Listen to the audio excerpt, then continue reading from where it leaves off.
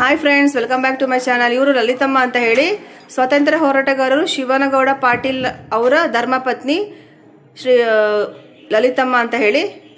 ಇವರಿಗೆ ನಾವು ಮಾತಾಡೋದು ಕಿವಿ ಅಷ್ಟು ಸರಿಯಾಗಿ ಕೇಳಲ್ಲ, ಯಾಕಂದರೆ ಏಜ್ ರಿಲೇಟೆಡ್ ಇಶ್ಯೂಸು ಸ್ವಲ್ಪ ನಾವು ಜೋರಾಗಿ ಮಾತಾಡಬೇಕಾಗುತ್ತೆ. ಇಲ್ಲಿ ನಿಮಗೆ ಕಾಣಿಸ್ತಿದೆ ಅಲ್ಲ, ಇದನ್ನು ಎಲ್ಲ ಅವರೇ ಬರೆದಿರೋದು. ಇದು ಇವರು ಮಲ್ಕೊಳ್ಳೋ ಜಾಗ. ಅವ್ರಿಗೆ ಏನೇನು ಬೇಕೋ ವಸ್ತುಗಳು ಅವನ್ನೆಲ್ಲ ಇಲ್ಲೇ ಇಟ್ಕೊಂಡಿರ್ತಾರೆ. ಅವರು ಡೈಲಿ ಓಂ ನಮಃ ಶಿವಾಯ ಬರೀತಾರೆ. ನಾ ಬರ್ತೇವೆ ಶಿವಶಕ್ತಿ ರಂಗೋಲಿನ ಅಷ್ಟೇ ತುಂಬಾ ಚೆನ್ನಾಗಿ ಬರೀತಾರೆ. ಇಲ್ಲಿ ನೋಡ್ರಿ, ಶ್ರೀ ಓಂ ಶ್ರೀ ಗುರುವೇ ನಮಃ, ಓಂ ಶ್ರೀ ಶಿವಶಕ್ತಿ ನಮಃ. ಇಲ್ಲಿ ಏನ್ ಜಾಗ ಇದೆ ಅಲ್ಲೂ ಸಹಿತ ಅವರು ಓಂ ನಮಃ ಶಿವಾಯ, ಓಂ ನಮಃ ಶಿವಾಯ ಅಂತ ಬರ್ದಿದ್ದಾರೆ. ನೋಡ್ಬೋದು ನೀವು, ಯಾವ ಪೇಜು ವೇಸ್ಟ್ ಮಾಡಿಲ್ಲ. ಓಂ ನಮಃ ಶಿವಾಯ ಅಂತ ಬರ್ದಿದ್ದಾರೆ.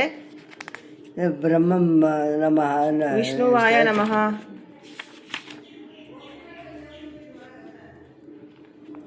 ಇದು ಓದ್ ಹೇಳ್ತೀರಾ? ಏನ್ ಬರ್ದಿದ್ದೀರಾ?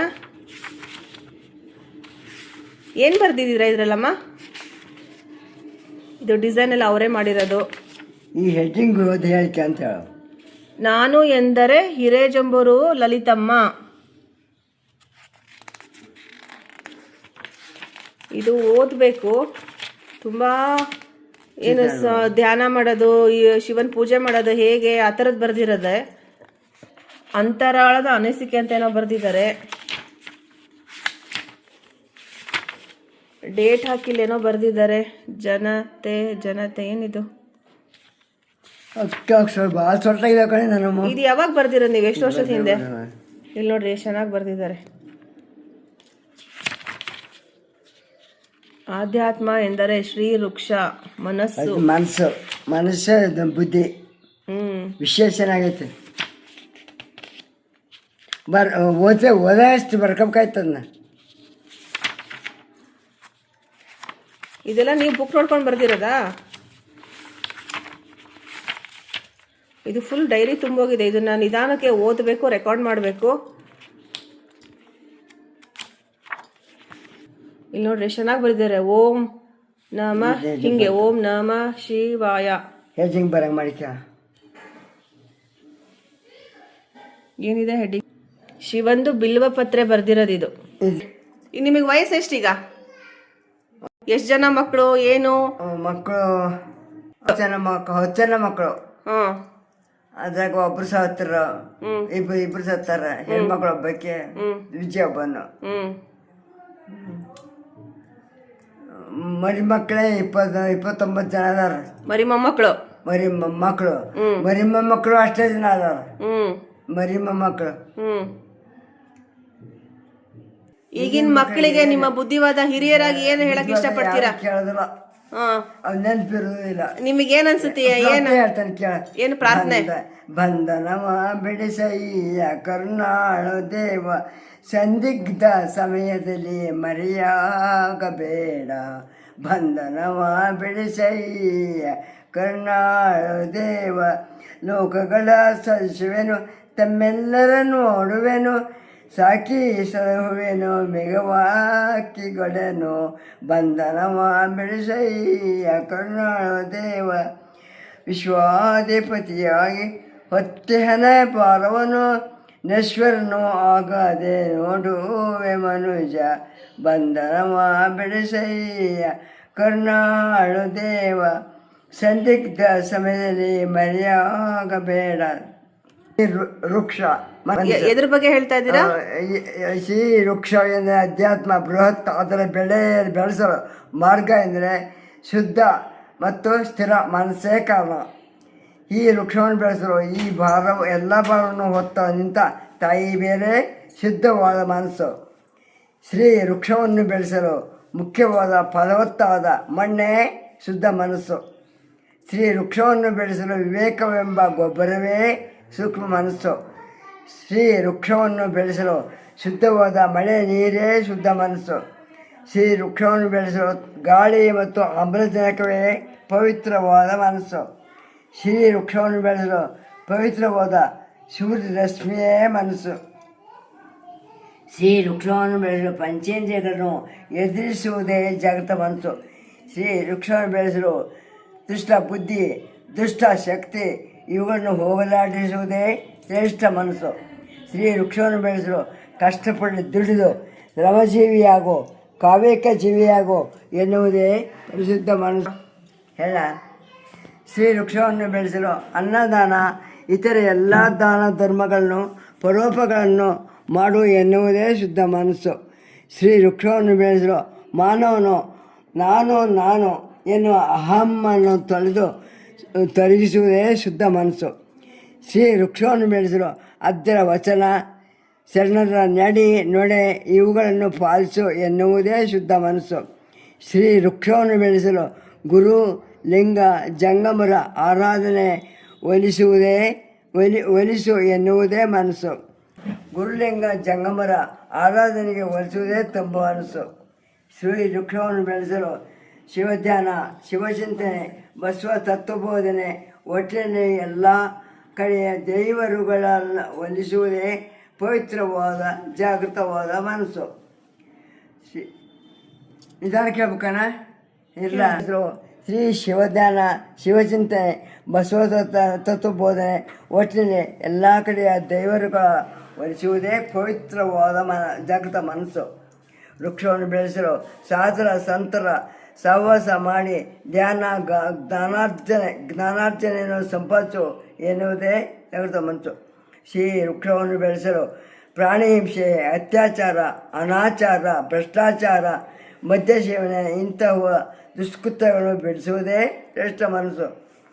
ಶ್ರೀ ವೃಕ್ಷವನ್ನು ಬೆಳೆಸಲು ನಾನು ನನ್ನಿಂದಲೇ ಎನ್ನುವ ಅಹಮ್ಮನ್ನು ಬಿಟ್ಟು ಬಾಳಿನ ಬೆಳಕಾಗು ಮೊದಲು ಮಾನವನಾಗು ಎನ್ನುವುದೇ ಪರಿಶುದ್ಧವಾದ ಜಾಗೃತ ಮನಸ್ಸು.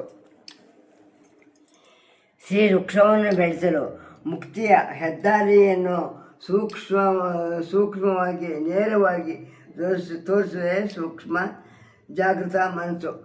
ಶುದ್ಧ ಮನಸ್ಸು ಗಟ್ಟಿಗೊಳಿಸಿಕೊಳ್ಳಬೇಕು. ಮಾನವ ಎಂಬುವ ಪ್ರಾಣಿಯ ತಲೆಬಡಿಯಲ್ಲಿ ಪ್ರಥಮ ಸ್ಥಾನವನ್ನು ಪಡೆದಿರುವ ನೀನು ಮಾನವನಿಗೆ ಶ್ರೀರಕ್ಷೆ ವಿಶ್ವಕ್ಕೆ ದೀಪಸ್ತಂಭ ಆಗಬೇಕು. ಮನಸ್ಸು ಮತ್ತು ಬುದ್ಧಿ ನಿಮ್ಮ ಸ್ಥಾನ ದೊಡ್ಡದು. ಆದ್ದರಿಂದ ನೀವು ಶುದ್ಧವಾದಷ್ಟು ಪವಿತ್ರವಾದಷ್ಟು ಜಾಗೃತವಾದಷ್ಟು ವಿಶ್ವದಲ್ಲಿಯೇ ಶಾಂತಿ ನೆಮ್ಮದಿ ದೊರಕುತ್ತದೆ. ದೇಶ ನಾಡು ಸುಭಿಕ್ಷೆಯಾಗುತ್ತದೆ. ವಿಶ್ವಕ್ಕೆ ಆಸಕ್ತಿ ಹೇಗೋ ಹಾಗೆ ಮಾನವನಿಗೆ ಆಸಕ್ತಿನೇ ನೀನು. ಅಂದರೆ ಶುದ್ಧ ಮನಸ್ಸು. ಶಾಂತಿ ಓಂ ಶಾಂತಿ ಶಾಂತಿ ಶಾಂತಿ. ಓಂ ನಮಃ ಶಿವಾಯ. ಶಿವ. ಶ್ರೀದೇವಿಗೆ ಎಲ್ಲರೂ ಸೇರಿ ಪ್ರಾರ್ಥನೆ.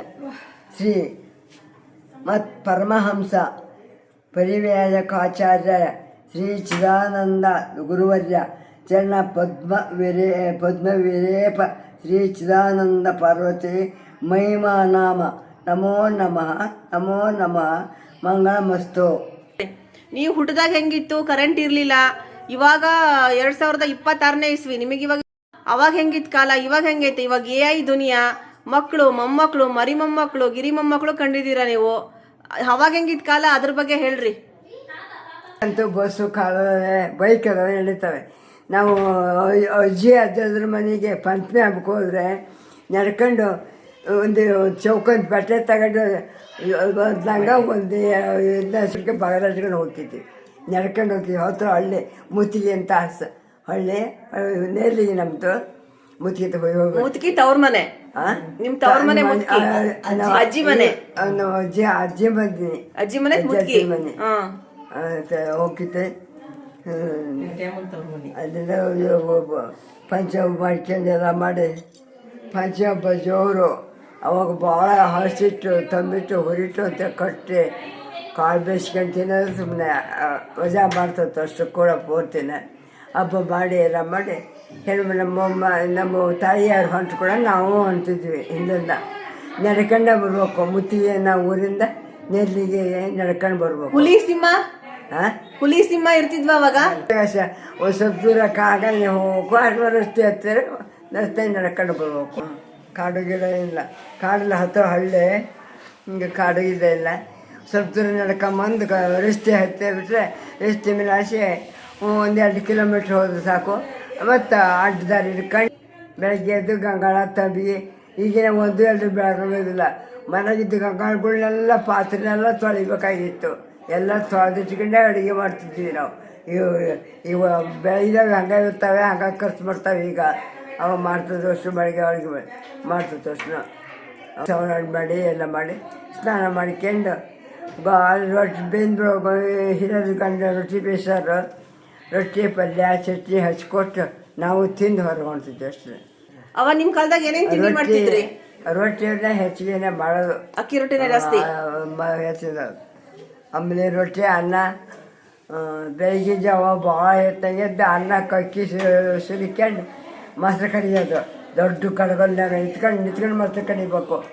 ಒಂದು 2 ಕೊಡ್ಪನ ಅಡಿ ಅಂತ ಕೊಡು ತಪ್ಪದಾಗೆ ಮೊಸರು ಸೋರು ನಿಂತ್ಕೊಂಡು ಕಡ್ದು ಬೆಣ್ಣೆ ತೆಗೆದ್ರೆ ಒಂದು ಬುತ್ತಿ ತೆಂಗಿನಕಾಯಿನಷ್ಟು ತಪ್ಪ ಉಂಡು ಬರೋದು ಬೆಣ್ಣೆದು. ಎಷ್ಟು ದಿವಸಕ್ಕೋಸದಿ ಕಡಿಯುತ್ತಿದ್ರಿ? 2 ದಿವಸಕ್ಕೊಮ್ಮೆ. 2 ಕೈಯಿಂದ ಬೆಣ್ಣೆ ಸರಿ ಮಾಡಿ ತೆಗೆದ್ರೆ ಒಂದು ತೆಂಗಿನಕಾಯಿ ಹತ್ರ ಉಂಡು ಬರೋದು. ಅದು ಅನ್ನ ಉಣ್ಣರಿಗೆ ಕೆನೆ ಬಸ್ರನ್ನ ಬ್ಯಾರೆ ತೆಗೆದಿಟ್ಟು ಇರ್ತದೆ ಪಾತ್ರೆ, ಒಂದು ಚಟ್ನಿಯಾಗ ಪಾತ್ರೆ ಇರಲ್ಲ ಅವಾಗ. ಬುತ್ತಿ ಪತ್ತಿ ನೀವು ಅವಾಗೇನ ಬೆಂಚಿನ ಕಲ್ ಒಗ್ಗರಣೆ ಹಾಕ್ತಿದ್ರಿ ಅಂತ ನಾನು ಸಣ್ಣಕ್ಕಿದ್ದಾಗ ಹೇಳಿದ್ರಿ. ಏನದು? ಹೇಳಿದ್ರೆ ಸಾಂಬಾರು ಬುತ್ತಿ ದೊಡ್ಡ ಅಡುಗೆಗೆ ಬೆಂಚಿಗೆಲ್ಲ ಒಲೆ ಹಾಕೋದು. ಅದನ್ನ ಕೆಂಪು ಚಮಚದಾಗ ಇಟ್ಕೊಂಡು ಊಬಿ ಬೂದಿ ಹೋಗಂಗೆ ಊಬಿ ಅದು ಚಮಚದಾಗ ಇಟ್ಕೊಂಡು ಒಂದ್ಮೇಲೆ ಪಾತ್ರೆಯಾಗ ಹಿಡಿಯೋದಂಗೆ ಅದು ಎಣ್ಣೆ ಒಯ್ದು ಬೆಳ್ಳುಳ್ಳಿ ಇಷ್ಟದ್ಮೇಲೆ ಎಣ್ಣೆ ಒಯ್ದು ಅದು ಕುದಿಯೋ ಇದಕ್ಕೆ ಬೆಂಚಿಗೆ ಕಾದು ಇದಕ್ಕೆ ಅದು ಬೇಯ್ತಿತ್ತು. ಆರ್ಸ್ಕೊಂಬರೋದು ಕಲ್ಲು ನೋಡಿ ಆರ್ಸ್ಕೊಂಡು ಸೊಕ್ಕ ಕ್ಲೀನಾಗಿ ತೊಳ್ಕೊಂಡು ಇಟ್ಕೊಂತಿದ್ವಿ. ಒಗ್ಗರಣೆ ಕಾಯಿನೇ ಒಗ್ಗರಣೆ ಅದು ಬೆಳ್ಳುಳ್ಳಿ ಒಗ್ಗರಣೆ ಸಾದ ಹೇಳ್ಬಿಟ್ಬಿಡೋದು. ಅದು ಒಗ್ಗಮ್ಮ ಅಷ್ಟು ಆಮೇಲೆ ಸಾರು ತಾಗ ಪುಡಿ ಅಂತ ಕೊಲ್ಲ ಬಿಟ್ಟು ಮೇಲೆ ತಿಳಿ ಬಗ್ಗಿಸ್ಕೊಂಡು ಉಪಯೋಗಿಸ್ಕೊಂಡು. ನೀವು ಅವಾಗ ನಾವೆಲ್ಲ ಮೊಮ್ಮಕ್ಕಳು ಬಂದ್ರೆ ಮುಟ್ಕಿ ಮಾಡ್ಕೊಡ್ತಿದ್ರಿ ಅನ್ನ ಎಲ್ಲ ಕಲಸಿ. ಅನ್ನ ಮಾಡಿದ ಮಕ್ಕಳು ಮರಿ ಮೊಮ್ಮಕ್ಕಳು ಬಂದರೆ ಈಗ ಅವಾಗ ಅವಷ್ಟು ಈಗ ಬಿಸಿ ಅನ್ನ ಮಾಡಿದ ತಕ್ಷಣನೇ ಬಿಸಿ ಅನ್ನ ಇದ್ದ ತಪ್ಪಲಿ ತಗೊಂಡು ಮೊಮ್ಮಕ್ಕಳು ಅಷ್ಟು ಇದ್ದೊತ್ತಿನಾಗ ತಪ್ಪಲಿ ತಗೊಂಡು ಸುದಿಕ್ಕೊಂಬಿಡೋದು.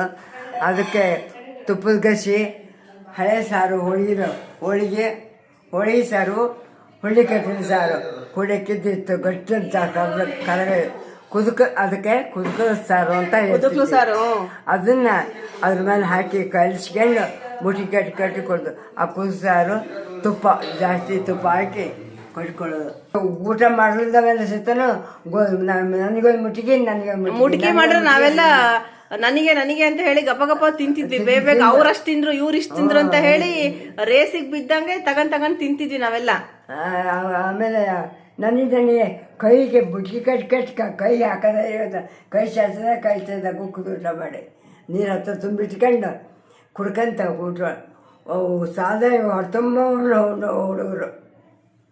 ಅವಾಗೆಲ್ಲ ನಿಮ್ಮ ಕಾಲದಲ್ಲಿ ಕರೆಂಟ್ ಇರಲಿಲ್ಲ. ಅಡುಗೆ ಮಾಡೋಕ್ಕಾದ್ರೆ ಅಡುಗೆ ಆದ ಕೂಡಲೇ ಕಟ್ಟಿಗೆ ಹಸೆ ಕಟ್ಟಿಗೆ ಮಳೆ ತೋದ್ರವು ಅವನು ಈಗ ಬಡ್ಡಿ ನೀರು ತೋಡಿ ಬಡ್ಡಿ ಒಲೆ ಕೂಡಿ ಮೇಲೆ ಹೇಳಿ ಮಾಡ್ತಿದ್ದೆವು ತುಂಬ್ತಿದ್ವಿ. ಆಮೇಲೆ ಚಿಮಣ ಮಾಡಿಸಿದ್ರು. ಚಿಮಣಿ ಅಂತ ಮಾಡ್ತಿದ್ರು. ಸಿಮೆಣ್ಣೆ ತುಂಬೋದು. ಆ ಚಿಮಣಿಗೆ ಎಣ್ಣೆ ತುಂಬಿ ಬಟ್ಟೆ ಬಿಳಿ ಬಟ್ಟೆನ ಬತ್ತಿ ಮಾಡಿ ಹಾಕಿ ಎಣ್ಣೆ ತುಂಬಿ ಬಟ್ಟೆ ಹಾಕ್ತಿದ್ರಾ? ಬಟ್ಟೆನ ಕ್ಲೀನ್ ಇರೋ ಬಟ್ಟೆನ ಬತ್ತಿ ಮಾಡಿ ಹಾಕ್ತಿದ್ದೆ. ಅದನ್ನ ಮಾಡಿ ತುಂಬಿಟ್ಕೊಂತೆ ರಾತ್ರಿಗೆ ಅಷ್ಟನ್ನ ಕಟ್ಟಿಗೆ ಒಣ ಕಟ್ಟಿಗೆ ಬತ್ತೆ ಎಣ್ಣೆ ಅವರು ಹಳ್ಳೆಣ್ಣೆ ದೀಪ ಅವರ ಹಳ್ಳೆಣ್ಣೆಗೆ ಅಷ್ಟೇ ಕಾಟನ್ನ ಜಡಿ ಎತ್ತಿ ಅಂತ ಬರೋದು. ಅವಾಗ ಜಡಿ ಎತ್ತಿ ಅಂತ ಬೀಜ ಇಷ್ಟುದ್ದ ಜಡಿ ಇದ್ದಂಗೆ ಇರೋದು ಬೀಜ. ಅಲ್ಲಿಗೆ ಇಲ್ಲಿಗೂ ಬೀಜ ಜಡಿ ಅನ್ನಂಗೆ ಬೀಜಕ್ಕೂ ಜಡಿಗೆ ಆ ಜಡಿ ಎತ್ತಿದ್ದ ಆ ಹತ್ತಿ ಅದ್ರನ್ನೇ ಮಂಕು ಬರ್ತದೆ ದೀಪ. ಈ ಹತ್ತಿಗಳೆಲ್ಲ ಆದರೆ ಮಂಕು ಬರ್ತದೆ ದೀಪ. ಆಮೇಲೆ ಎಣ್ಣೆ ಹಚ್ಚಿ ಕುಡಿಸಿದ್ರು ಅದು. ಆಮೇಲೆ ಅದನ್ನು ಬತ್ತಿ ಹಾಕಿ ಬತ್ತಿ ಹೊಸ್ತು ಬತ್ತೆ ಇರುತ್ತೆ. ಅದು ಎಣ್ಣೆ ಹಾಕಿಕೊಂಡು ಇಟ್ಕೊಳ್ತೀವಿ ತುಂಬ. ಅದೆಲ್ಲ ದೀಪ ಅಷ್ಟು ದೀಪ ಹಚ್ಚಿಡ್ಬೇಕು. ಹರಳೆ ದೀಪ ಹಚ್ಚಿಡ್ಬೇಕು. ಎಣ್ಣೆ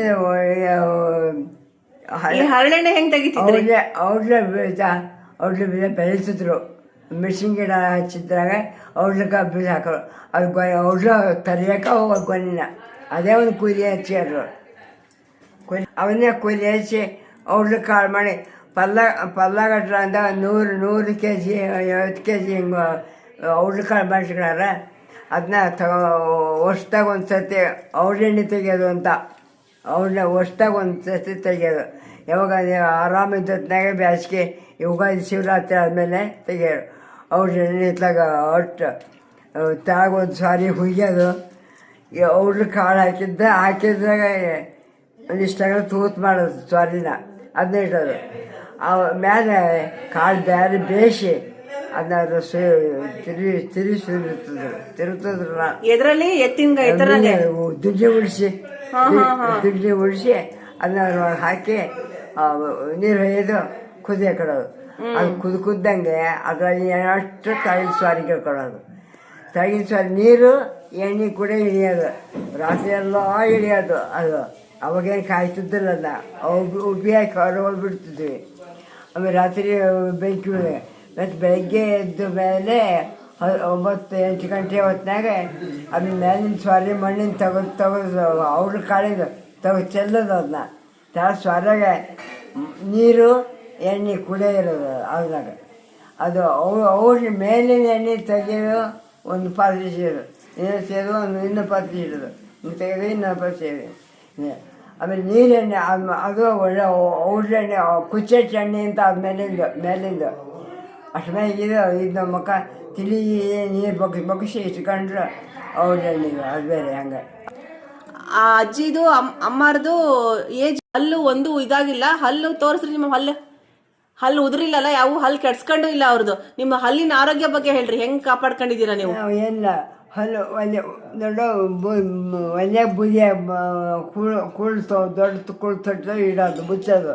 ಯಾಕಂದ್ರೆ ಕೆಂಪು ಕೆಂಡಾಕತ್ತಲ್ಲ ಅಂತ ತಗೋದು ಈ ಕಡೆಗೆ ಇಡೋದು. ಅದಕ್ಕೆ ಇದು ಪಚ್ಕರ್ಪುರ, ಉಪ್ಪು, ಚೂರು ಸಕ್ಕರೆ ಹಾಕಿಟ್ಟು ತೆಳ್ಳು ಮಾಡಿ ನೀರನ್ನ ಕರಗಿಸಿಟ್ಕೊಳ್ಳೋದು. ಆ ಕುಳ್ಳಿಗೆ ಕೆಂಡಕ್ಕೆ ಕುಳ್ಬೂದಿ ಕೆಂಡಕ್ಕೆ ಆ ನೀರು ಹಾಕೋದು. ನೀರು ಹಾಕಿ ಪೂರ್ತಿ ಹೋಗ್ಬಿಡ್ತದಲ್ಲ ಅದು ಕೆಂಡ. ಅದು ಹೋಗೋವರೆಗೂ ಆ ನೀರನ್ನ ಹಾಕೋದು. ಅಷ್ಟು ಮೇಲೆ ತೆಗಿಡೋದು.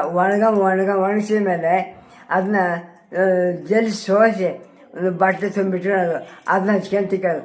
ಬಾಯಿ ಸ್ವೀಟ್ ಹತ್ತಕ್ಕ ಸಕ್ಕರೆ ಉಪ್ಪು ಹತ್ತತ್ತ. ಆ ಕುಳ್ಳು ಪಚ್ಕರ್ಪುರ ಹಾಕ್ಕೊಂಡು ಅದೊಂದು ಕೊಡಕ್ಕೆ ತಿಕ್ಕೊಂಡು ಜುಮು ನಮ್ಮ ಪಚ್ಕರ್ಪುರ ಆ ಕುಳ್ಬೂದಿ ಅದನ್ನ ತಿಕ್ಕೋದು. ಬರೀ ಬೆಟ್ಟಗೆ ತಿಕ್ಕೊಳ್ಳೋದು. ಥರ ಮಾಡಿದಿತ್ಲ ಕಷ್ಟಕತ್ತಲ್ಲ ಅಂತ ಕೈ ಬಿಟ್ಟಿದ್ದ ಕೂಡ್ತಟ್ಟದ ಕಷ್ಟಕತ್ತ. ಮಿಷನ್ ಬೂದಿತ್ತಲ್ಲ ಅದನ್ನು ಹಂಗೆ ಮಾಡಿ ಬೆಳ್ಳಗೆ ಸ್ವಚ್ಛ ಕ್ಲೀನ್ ಇರ್ತಲ್ಲ. ಮಣ್ಣು ಬೆರಕುಳದ್ದು ಅಂಥದಕ್ಕೆ ಅದಕ್ಕೂ ಪುಚ್ಚ ಕರ್ಪೂರ ಉಪ್ಪು ಸಕ್ಕರೆ ಹಾಕಿ ಕೊಟ್ಟು ಜಲ್ ತುಂಬಿಟ್ಕೊಂಡು ಬಿಳೆ ಪುಡಿ ಅದು ಪುಡಿ. ಈ ಮಾರಾಟದ ಪುಡಿಗಳು ಯಾವ ಇದ್ದಿಲ್ಲ ಅವಾಗ. ಆಮೇಲೆ ಬ್ರಷ್ ಇದ್ದಿಲ್ಲ ಅವಾಗ. ಮತ್ತೆ ಹೆಂಗ್ ತೆಕ್ಕಂತಿದ್ರಿ? ಬ್ರಷ್ ಇಲ್ದ ಹೆಂಗ್ ತೆಕ್ಕಂತಿದ್ರಿ? ಅವರೇ ಸುಡ್ತಾರೆ, ಮಿಷನ್ಯಾರೇ ಸುಡ್ತಾರೆ.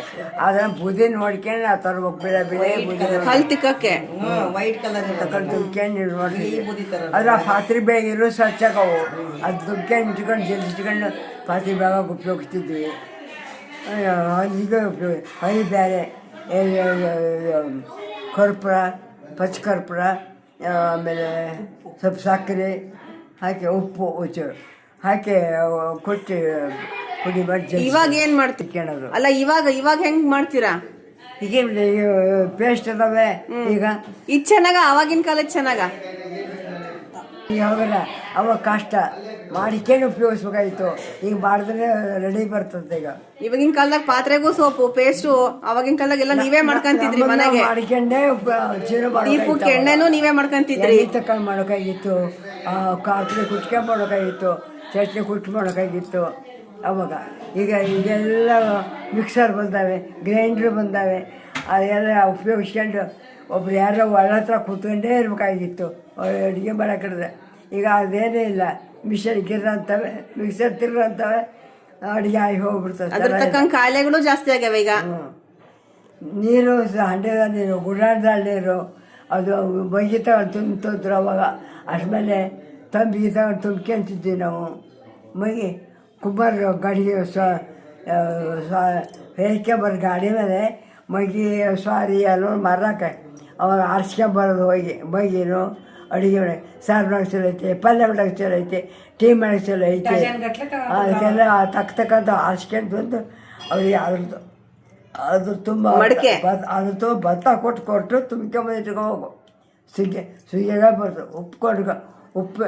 ಉಪ್ಪಿನ ಚೀಲದಾರ ಚೇಳ್ತಾರೆ, ಒಂದು ಚೀಲ ಉಪ್ಪಿಗೆ ಇಷ್ಟು ಭತ್ತ ಅಂತ ಕೊಡ್ಬೇಕು. ಅವೆಲ್ಲ ಭತ್ತ ತಗೊಂಡ್ರೆ ಭತ್ತ ಕೊಡ್ಬೇಕು. ಉಪ್ಪಿನ ತೂಕ ಭತ್ತ ಕೊಡ್ಬೇಕು.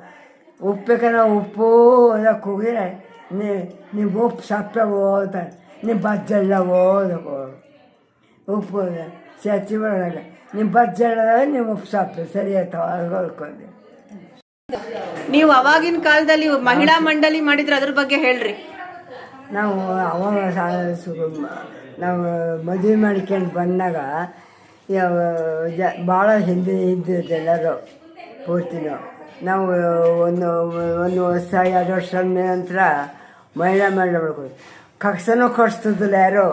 ಎಲ್ಲ ಹೇಳಕ್ಷೇತ್ರನೂ ಮನೆ ಕಟ್ಸ್ಕೊಂತಾರೆ ಏನಾದ್ರು ಹೇಳಕ್ಕ ಅಂತ ಆಸೆ ಮಾಡೋರು. ಅವಾಗ ನಮ್ಮದೇ ಹೊಸದಾಗಿ ಮೊದಲ ಕಕ್ಸ ಕಟ್ಸಿದ್ದು ಅದು ಅವಾಗ ಗ್ರಾಮ ಪಂಚಾಯತಿ ತಯಾರಾಗಿ ಬಂತು. ಅವಾಗ ಗ್ರಾಮ ಸೇವಕರು ನಮ್ಮನೆಯಲ್ಲೇ ಗೌಡ್ರಾಗಿದ್ದರು ಅವಾಗ ಹೋಟೆಲ್ರು. ಪಂಚಾಯತಿಗೆ ಗ್ರಾಮ ಸೇವಕರು ಕಾಕ್ಸ ಕಟ್ಸಿದ್ರು ಮನೆಯಾಗೆ. ನಾವು ದೊಡ್ಡ ಕಾಕ್ಸಕ್ಕೆ ಹೋಗಿದಾಗ ಹುಡುಗ ಚೌಕಾಸಿ ಮಾಡೋ ಸಣ್ಣ ಊರಿಗೆ ತಿಳಿದಿದ್ದಿಲ್ಲ. ಅದಕ್ಕೆ ಮನೆ ಹತ್ರನೇ ಇದ್ರದಾಗ ಒಳ್ಳೆ ಚೊಕ್ಕಾಗಿರೋ ಸ್ಥಳದಾಗ ಗುಂಡಿ ತೆಗೆದು ಹಲ್ಲಿಗೆ ಮುಚ್ಚಿ ಸಣ್ಣ ಹಲ್ಲಿಗೆ ಇಷ್ಟೇ ಹೋಗಿ ಕೂತ್ಕೊ. ಸಣ್ಣ ಕಾಕ್ಸಕ್ಕೆ ಹೋಗೋದ್ರೆ ಖುಷಿ ಮೇಲೆ ಹೋಗೋ ಹುಡುಗರು. ಆ ಹುಡುಗರೆಲ್ಲ ಆಮೇಲೆ ಆ ಕಾಕ್ಸಕ್ಕೆ ಹೋಗಿ ಬರೋವು ಎಲ್ಲವೂ ಅವರ ಹಿರಿಯರೆಲ್ಲರೂ ಇದ್ರಲ್ಲ. ನಮ್ಮ ತಾಯಿಯ ಹುಡುಗಿ ನಾವು ಕೇಳಿದ್ರೆ ಮಹಿಳಾ ಮಂಡಳಿ ಅವನು ನಮಗೆ ಕರ್ಕೊಂಡು ಹೋಗಿ ಬಂದರು. ಬೇರೆ ಬೇರೆ ಹಳ್ಳಿಗಳಿಗೆಲ್ಲ ಕರ್ಕೊಂಡು ಹೋಗಿ ಬಂದು ಅಲ್ಲೇ ಚುನಾಯಿಸ್ಕೊಂಡು ನಮ್ಮನ್ನು ಅಧ್ಯಕ್ಷರು ಮಾಡಿದರು. ನಮ್ಮ ಅಕ್ಕಪಕ್ಕದಲ್ಲಿ ಇಬ್ಬರ ಕಾರ್ಯದರ್ಶಿಗಳಾಗಿ ಮಾಡಿ ಕಳಿಸಿದ್ರು. 5ನೇ ಮಗಳು ನಂದಿನಿ ದೇವಿಯವರು ಇದ್ದಾರೆ. ಅವರು ಒಂದ್ ಸ್ವಲ್ಪ ಮಹಿಳಾ ಮಂಡಳಿ ಬಗ್ಗೆ ಹೇಳ್ತಾರೆ. ನಿಮ್ಗೆ ನೆನ್ಪಿರೋದನ್ನ ನೀವು ಹೇಳಿ. ಏನಿಲ್ಲ, ಅವಾಗೆಲ್ಲ ಮಹಿಳಾ ಮಂಡಳಿ ಜನ ಸೇರ್ಬೇಕು ಅಂದ್ರೆ ಕಷ್ಟ ಆಗೋದು. ಮನೆ ಕೆಲಸಗಳು ಮಾಡ್ಕೊಂಡು ಮನೆ ಕೆಲಸಗಳು ಮುಗಿಸ್ಕೊಂಡು ಮಾಡಿ ಹಳ್ಳಿ ಸಗಣಿ ಸೊಪ್ಪು ತೋಟದ ಕೆಲಸಗಳು ಎಲ್ಲ ಮುಗಿಸ್ಕೊಂಡು ಬರೋದು ಕಷ್ಟ ಆಗೋದು. ಅದರಲ್ಲೇ ಇವ್ರು ಲಲಿತಮ್ಮರ ಪ್ರಯತ್ನದಿಂದ ಒಂದು ಟೈಮಿಗೆ ಸೇರ್ಕೊಂಡು ಎಲ್ಲರೂ ಮಹಿಳಾ ಮಂಡಳಿಗೆಲ್ಲ ಸೇರ್ಕೊಂಡರು. ಹೊಲಿಗೆ ಮಿಷನ್, ಆಮೇಲೆ ಒಬ್ರು ಗೋಂಡಾಟ್ ಮೇಷ್ಟ್ರು ಅಂತ ಹೇಳಿ ಒಬ್ರು ಕಡೂರಿಂದ ಒಬ್ರು ಮೇಷ್ಟ್ರನ್ನ ತಂದು ಮನೆಯಲ್ಲೇ ಇಟ್ಕೊಂಡು ಅವ್ರಿಗೆಲ್ರಿಗೂ ಹೊಲಿಗೆ ಹೇಳ್ಕೊಡೋದು ಮಾಡೋದು. ಆಮೇಲೆ ಎಲ್ಲ ಜಾತಿ ಜನನೂ ಬೇಕು ಅಂತ ಹೇಳಿ ಮಾದ್ರ ಹುಳ್ಳಿ ಅಂತ ನಮಗೆ ನಾವು ಚಿಕ್ಕರಿದ್ದೀವಿ ಅವಾಗ ಅದಷ್ಟೇ ನೆನಪು ನಮಗೆ. ಎಲ್ಲ ಜಾತಿ ಜನಗಳನ್ನು ಸೇರ್ಕೊಂಡು ಮಹಿಳಾ ಮಂಡಳ ಮಾಡಿದ್ರು. ಅವಾಗ ಚೆನ್ನಾಗಿ ಬಟ್ಟೆ ಹೊಲಿಯಕ್ಕಂತ ಊರಾಗ ನಾವು ನಮ್ಮ ಬಟ್ಟೆ ಬೆಲೆ ಹೊಯ್ಯಾಕದ್ವಿ, ಮಿಷನ್ ತರ್ಸ್ಕೊಂಡು ನಾವೊಂದು ಹೊಲಿಯಾಕದ್ವಿ. ಹಂಗಾಗಿ ಊರಾಗ 5-6 ಮಿಷನ್ ಊರಲ್ಲ. ಹಳ್ಳಿಯಾಗ ನಮ್ಮ ಹಳ್ಳಿಯಾಗ 5-6 ಮಿಷನ್ಗಳು ಅದು ಎಲ್ಲರೂ ಬರೋಕಡೋರು. ಆಮೇಲೆ ಮಹಿಳಾ ಸಮಾಜಕ್ಕೆ ಹೋಗೋಣ ಅಂತೇಳಿ ಸಮಾಜ ಮಾಡಿ ಓಪನ್ ಮಾಡಿಕೊಂಡು ಒಂದು ದಿವಸನೂ ನಿಮಗೆ ಹಂಗೆ ಮಹಿಳಾ ಸಮಾಜ ಮಾಡಬೇಕು ಅಂತ ಮುಂಚೆ ಯಾರು ಮಾಡಿದ್ ಗೊತ್ತಿಲ್ಲ. ನಿಮಗೆ ಹೆಂಗೆ ತಲೆಗೆ ಬಂತವೆಲ್ಲ? ಅವಾಗ ಡಿಸೈಡ್ ಮಾಡೋದು ಮಹಿಳಾ ಸಮಾಜ ಮಾಡಿದ್ದೇಳಿ. ಅವರು ಗ್ರಾಮ ಸೇವಕರು ಅವ್ರು ಸೇರಿ ಮಹಿಳಾ ಮಂಡಳ ಮಾಡಿ ಚೆನ್ನಾಗೈತಿ ಅಂತೇಳಿ ವಹಿಸಿದ್ರು. ನಾವು ಒಪ್ಪಿಗೆ ಮಾಡಿದ್ವಿ ಅವಾಗ. ಆಮೇಲೆ ಬರವಣಿಗೆ ಬರ್ಸಿ ಚೆನ್ನಾಗಿ ಚೆನ್ನಾಗಿ ಬರ್ತದೆ. ಅದ್ರಲ್ಲಿ ಏನೇನು ಆಕ್ಟಿವಿಟೀಸ್ ಮಾಡ್ತಿದ್ರಿ? ಮಹಿಳಾ ಮಂಡಳ ಏನೇನು ಕೆಲಸಗಳು ನಡೆಯವು ಮಹಿಳಾ ಮಂಡಳದಲ್ಲಿ? ಮಹಿಳಾ ಮಂಡಳ ಮಾಡಿದ್ರೆ ಮಾರನೇ ದಿವಸ ಕುದುನಾಗಿದ ಆಗದ ನಮ್ಮ ಮನೆಯಲ್ಲೇ ಕುರ್ಚಿ ಕೊಟ್ಟು ನಮ್ಮ ಮನೆಯೇ 2 ಬೆಂಚ್ ಕೊಟ್ಟು ಅವು ಮಹಿಳಾ ಮಂಡಳ. ಯಾವ ಜಾಗದಲ್ಲಿ ಮಾಡ್ತಿದ್ರಿ? ಯಾವ ಜಾಗದಲ್ಲಿ? ಮನೆಯಲ್ಲೇ ಒಂದು ಹಾಲ್. ಅವ್ರಿಗೇನು ಫೀಸ್ ಇಲ್ಲ? ಫ್ರೀ? ಫ್ರೀ. ಏನೇನು ಹೇಳ್ಕೊಡ್ತಾ ಇದ್ರಿ? ಟೈಲರಿಂಗ್ ಒಬ್ಬ ಮಾಸ್ಟರ್ನ ಕರ್ಕೊಂಡ್ಬಂದಿಟ್ಟಿದ್ರಲ್ಲ ಗೋಂಡಾಟ್ ಮೇಷ್ಟ್ರು, ಅವರು ಅವಿದ್ಯಾವಂತರಿಗೂ ಚೆನ್ನಾಗಿ ಹೇಳ್ಕೊಡೋರು. ಈಗ ಇಂಚಿನ ಲೆಕ್ಕ ಇದು ಲೆಕ್ಕ ಹೇಳಾರಲ್ಲ ಅವ್ರೇನಿಲ್ಲ ಒಂದು ಚೋಟು ಗೇಣು ಮಳ ಈ ತರ ಲೆಕ್ಕದಾಗ ಕಟಿಂಗ್ ಹೇಳ್ಕೊಡೋರು. ಎಲ್ಲರೂ ಪರ್ಫೆಕ್ಟ್ ಆಗಿ ಹೊಲಿತಿದ್ರು ಅವಾಗೆಲ್ಲ ಬಟ್ಟೆಗಳು. ಕುಪ್ಸ ಅಂತ ಹೇಳಿ ಅಜ್ಜಿ ಕುಪ್ಸ ಅಂತ ಹೇಳಿ ಅವಂತೂ ಎಷ್ಟು ಚೆನ್ನಾಗಿ ಹೊಲಿಯೋರು ಅಂದ್ರೆ ಅವಿದ್ಯಾವಂತರೆಲ್ಲ ನೀಟಾಗಿ ಬಟ್ಟೆ ಹೊಲಿಯೋರು ಅವಾಗ. ಅಂತ ಮಹಿಳಾ ಮಂಡಳಿ ಚೆನ್ನಾಗಿ ನಡ್ಸ್ಕೊಂಡು. ಟೈಲರಿಂಗು ಮತ್ತೇನೇನು ಹೇಳ್ಕೊಡ್ತಾ ಇದ್ರಿ ಅದರಲ್ಲಿ? ಇವರೆಲ್ಲ ಇದು ಹ್ಯಾಂಡ್ ಎಂಬ್ರಾಯ್ಡ್ರಿ ಇವ್ರು ಚೆನ್ನಾಗಿ ಮಾಡಾರ. ಲಲಿತಮ್ಮರು ಹ್ಯಾಂಡ್ ಎಂಬ್ರಾಯ್ಡ್ರಿ ಅವೆಲ್ಲ ಹೆಣಿಯರು ಮಾಡೋರು. ಆಮೇಲೆ ಇವರು ಪ್ರೆಗ್ನೆಂಟ್ ಆದ್ರು ಅಂದ್ರೆ ಒಂದು ಫುಲ್ ಕರ್ಟನ್ಗೆ ಡ್ರಾಯಿಂಗ್ ಬರ್ದಿಟ್ಕೊಳ್ಳೋರು. ಇಡೀ ಕೃಷ್ಣಂದು ಫುಲ್ ಚಿತ್ರ, ಆಮೇಲೆ ಅದು ಇದು ಡ್ರಾಯಿಂಗ್ ಎಲ್ಲ ಮಾಡಿಟ್ಕೊಳ್ಳೋರು. ಆಮೇಲೆ ಹೆರಿಗೆ ಆದ ತಕ್ಷಣ ಒಂದು ಒಲೆ ಮೇಲೆ ಉರಿ ಒಲೆಯಾಗ ಅಡುಗೆ ಮಾಡೋದು. ಅವಾಗೆಲ್ಲ ಗ್ಯಾಸ್ ಅದೆಲ್ಲ ಇರ್ತದಲ್ಲ. 4 ಸೇರಕ್ಕೆ ಅನ್ನ ತಪ್ಪಲಿ ಬಸಿಯೋದು ಮಾಡೋದು. ಅಂತದ್ರಾಗ ಹೆಸರು ಕಾಸಿ ಅಕ್ಕಿ ಸುರುವತ್ತಿಗೆ ಕಾಯತ್ತಿಗೆ ಒಂದೆರಡು ಸೂಜಿ, ನೀರು ಕಾಯತ್ತಿಗೆ ಒಂದೆರಡು ಸೂಜಿ ಹ್ಯಾಂಡ್ ಎಂಬ್ರಾಯ್ಡ್ರಿ ಹಾಕೋರು ಇವರು. ಹಂಗೆ ಮಾಡಿ ಪ್ರೆಗ್ನೆಂಟ್ ಮುಗಿಯತ್ತಿಗೆ ಒಂದು ಫುಲ್ ಕರ್ಟನ್ ಹೆಣೆಯೋದು ಹ್ಯಾಂಡ್ ಎಂಬ್ರಾಯ್ಡ್ರಿ ಮಾಡಿ ಮುಗಿಸೋರು. ಅಷ್ಟು ಚುರುಕಿದ್ರು ಅವರು. ಆಮೇಲೆ ಮನೆಗೆ ಬರೋರು ಹೋಗೋರು ಮಾಡೋರು. ರಾಜಕೀಯದ ವ್ಯಕ್ತಿಗಳು ಬರೋರು. ಅಪ್ಪಯ್ಯರು ಇದು ತಾಲೂಕು ಪ್ರೆಸಿಡೆಂಟ್ ಆಗಿದ್ರು. ಒಟ್ಟು ಭಾಳ ಇದ್ರಾಗ ಮುಂದುವರೆದ್ರು. ಆಮೇಲೆ ಅವರೆಲ್ಲ ನಾವು ಎಲ್ಲರ ಯಾರ ಅವಾಗ ಒಂದು ಲೆಟ್ರ್ ಕೊಟ್ಟರು ಸಾಕು ಅವ್ರಿಗೆ ಜಾಬ್ ಎಲ್ಲ ಆಗವು. ಡಾಕ್ಟ್ರು, ಇಂಜಿನಿಯರ್ ಇಂಥವೆಲ್ಲ ಜಾಬ್ ಕೊಡ್ಸೋರು. ಅವರೆಲ್ಲರ ಬೆಂಗಳೂರಾಗ ಸಿಕ್ಕರು. ತಾಯಿ ನಮ್ಮಿದ್ರಿಗೆ ಹೇಳಿದ್ರು ನಮ್ಮ ತಂದೆಯರು. ಬೆಂಗಳೂರಾಗೆ ಅವ್ರು ಸಿಕ್ಕಿದ್ರು, ಇವ್ರು ಸಿಕ್ಕಿದ್ರು. ಅವ್ರು ನನ್ನ ಕಾಫಿ ಕುಡಿಯೋಕೆ ಕರೆದ್ರು. ನಾವು ಕಾಫಿ ಕುಡಿದ್ರು ಭ್ರಷ್ಟರಕ್ಕವೆ ಅಂತ ಹೇಳಿ ನಾ ಕಾಫಿ ಕುಡಿಲಿಲ್ಲ ತಾಯಿ, ಹಂಗೆ ಬಂದ್ಬಿಟ್ಟು ನಾನು ಅಂತ ಹೇಳೋರು ಅಪ್ಪಯ್ಯರು. ನಮ್ಮ ತಂದೆಯವರು ಸ್ವಾತಂತ್ರ್ಯ ಹೋರಾಟಗಾರರು. ಅವಾಗೆಲ್ಲ ಚಿಕ್ಕವರಿದ್ದಾಗ ಖಾದಿ ದೀಕ್ಷೆ ಆಗಿ ಮಾಡಿ ಈ ಥರ ಎಲ್ಲ ಇದ್ರು. ರಾಜಕೀಯ ಅಂದರೆ ಒಟ್ಟು ಯಾರ ಬಂದ್ರು ಅಂತಷ್ಟು ಸುಮ್ಮನೆ ರಾಜಕೀಯ ಕೆಲಸ ಅದು ಇದು ಅಂದ್ಕೂಟ್ಲೆ ಫ್ರೀಯಾಗಿ ಮಾಡ್ಕೊಡೋದು, ಮಟ್ಟೋದು, ಹೇಳೋದು ಮಾಡೋರು. ನಾನು ಒಂದ್ಸತಿ ಬಸ್ಸಲ್ಲಿ ಅವ್ರ ಜೊತೆಗೆ ದಾವಣಗೆರೆಯಿಂದ ಇಲ್ಲಿಗೆ ಬರ್ಬೇಕಾರೆ ಪಕ್ಕದಲ್ಲಿ ಒಬ್ರು ಸೀಟಲ್ಲಿ ಅವ್ರಿಗೆ ದುಡ್ಡು ಇರ್ಲಿಲ್ಲ, ಅವರಿಗೂ ಸಹಿತ ಟಿಕೆಟ್ ಕೊಡ್ಸಿ ಕರ್ಕೊಂಡ್ ಬಂದಿದ್ರು. ಆ ತರ ಧಾರಾಳದ ಗುಣ ನಮ್ಮ ಶಿವನಗೌಡ ಪಾಟೀಲ್ ಸ್ವಾತಂತ್ರ್ಯ ಹೋರಾಟಗಾರರವ್ರದ್ದು ಇತ್ತು. ಆ ತರ ಒತ್ತಡದಾಗೂ ಲಲಿತಮ್ಮನವರು ಕೆಲ್ಸದ ಒತ್ತಡದಾಗೂ ಎಷ್ಟು ಅವಾಗೆಲ್ಲ ಕ್ರಷರ್ ಮಾಡಿದ್ರು. ಕ್ರಷರ್ ತಂದು ಹಾಕಿದ್ರು. ಕ್ರಷರ್ ಅಂದ್ರೆ ಆಲೆ ಮನೆ ಬೆಲ್ಲ, ಕಬ್ಬಿನ ಬೆಲ್ಲ ಮಾಡೋದಕ್ಕೆ ಕ್ರಷರ್ ಅಂತ ಹೇಳ್ತಾರೆ. ಅದನ್ನ ತಂದು ಹಾಕಿದ್ರು. ಅವ್ರು ಆಳು ಕಾಳು ಎಲ್ಲ ನೋಡ್ಕೊಳ್ಳೋದು ಮಾಡೋದು. ಒಂದ್ ದೊಡ್ಡ ದಪ್ಪ ಬುಕ್ ಇತ್ತು, ಕುತ್ಕೊಂಡು ಸಂಜೆ ಲೆಕ್ಕ ಬರೆಯೋದು. ನಮ್ಮ ತಂದೆಯವ್ರು ರಾಜಕೀಯದ ಕಡೆಯಿಂದ 10-15 ಗಂಟೆ ಬೆಂಗಳೂರಿಗೆ ಹೋಗ್ತಿದ್ರು. ಈ ಮನೆಗಿನ ಹೆಣ್ಮಕ್ಳು ಗಂಡ್ಮಕ್ಳು ಕೆಲಸ ಬಗ್ಸಿ ಎಲ್ಲ ಇವರೇ ಜವಾಬ್ದಾರಿ ನೋಡ್ಕೊಂಡು ಮಹಿಳಾ ಸಮಾಜ ಒಂದಲ್ಲ ಎರಡು ಎಲ್ಲಾ ತರದ. ಆಗಿನ ಕಾಲದಲ್ಲೇ ಮಹಿಳಾ ಸಮಾಜ ಮಾಡಿದ್ದಾರೆ ಅಂದ್ರೆ ಗ್ರೇಟ್. ಎಷ್ಟನೇ ಇಸ್ವಿ ಅಂತ ನೆನ್ಪಿದ್ಯಾ? ಫೋಟೋದಾಗಿತ್ತು, ನನಗ್ ನೆನಪಿಲ್ಲಪ್ಪ. ಒಂದು 50 ವರ್ಷದ ಹಿಂದೆ, 60 ವರ್ಷದ ಹಿಂದೆ.